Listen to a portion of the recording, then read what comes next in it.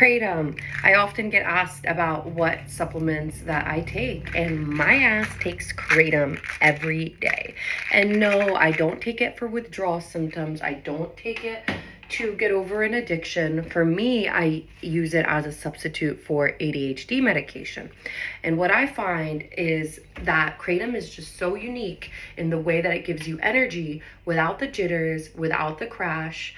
You do have to play around and find what strains work for you. For me, the horn variety is the best, which basically it's just going to be the species of kratom where their leaves kind of look like horns. There are different types of kratom. There's red, green, and white kratom varieties. And kind of like weed, it's almost like indica sativa hybrid. So the white strains are what you would say almost like sativa. They're energizing, uplifting. Your green strains are right in the middle, like a hybrid. And then the red strains are more relaxing and relieving. That said, for me personally, I tend to have a paradoxical effect from a lot of substances, including kratom, where the red horn and the green varieties of kratom, the more relaxing strains, the blend that I take, tends to give me energy and tends to help me stay up. Whereas for some people, that is what they would take to go to sleep. But I tend to have that reaction with a lot of other things as well, other stimulants, even including coffee, where I can feel like it will make me sleepy over energized.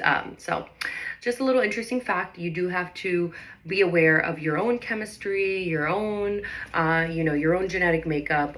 That does play a role in how different substances will affect you. That said, what is kratom? Kratom is a native evergreen plant that is native to tropical areas in like Southeast Asia, like Thailand and Indonesia. Those are where they mainly come from.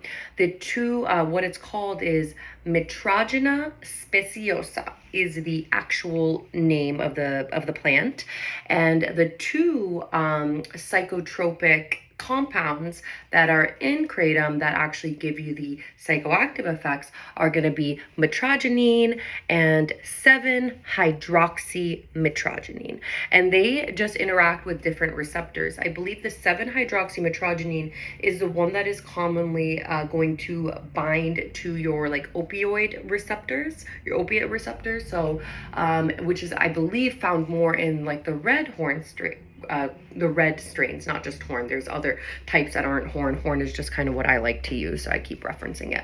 But there's all kinds of Bali red. There's all kinds of different strains out there.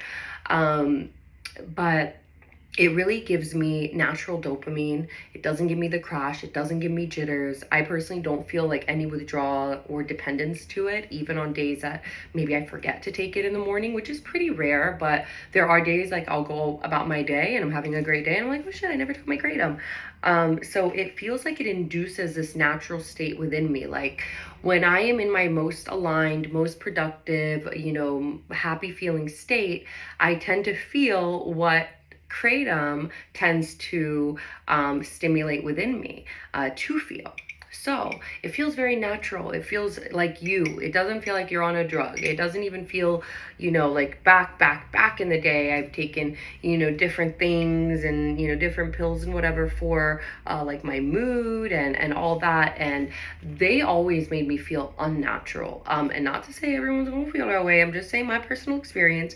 I've always felt more unnatural with a lot of other substances, like the chemical substances. Everything is a chemical, right? But kratom is natural. It's just ground up kratom leaves, and you can drink it. You can mix it with water and drink it. People have tinctures, seltzers, all that.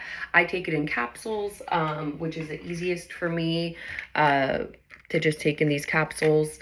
And you find your dose. You start with just one. You don't want to take too much. You can't really overdose on kratom. I'm sure someone out there can and whatever, but your body rejects it when you take too much, which means you will feel like shit and you will vomit like all day. It's terrible. It's terrible. Do not take too much kratom.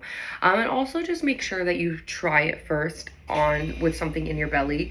I take it on an empty stomach in the morning, but that's also because I go to sleep really late typically and I eat really late at night. Like I'm eating until my eyes close. And I don't tend to really eat in the morning for like a few hours until after I'm awake. Typically it takes like 5 hours at least from when I wake up until I eat. So except for I'm drinking some electrolytes right now. This is homemade electrolytes.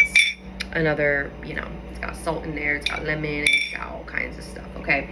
But that's another topic. Anyway, so yeah, I take it in the morning. I love it. It's phenomenal. It really helps me. It might help you, or it won't. But if you do try it, like anything, respect it, start slow, feel your body, maybe journal about it when you're trying out different strains in the beginning. Maybe you try with one red, one white, and one green, even though within each type there's different strains within each one. So, you know, you might vibe with one red horn strain, or a red kratom strain, but not another red kratom strain. So just keep that in mind as well. You know, give yourself time to explore and really figure out your dosing. But again, always start small. Like start with one pill. These are like 1 gram pills. I start with one. I mean, I take 5 now in the morning, but start with 1, because if you are not used to it, then it will hurt. So once one should not hurt you. And again, have something in your belly first, and then take 1, and then build from there. But that should go without saying. You should be using that information when you're trying anything new, right? Even though I tend to just go balls to the wall, but I don't advertise it. Kratom!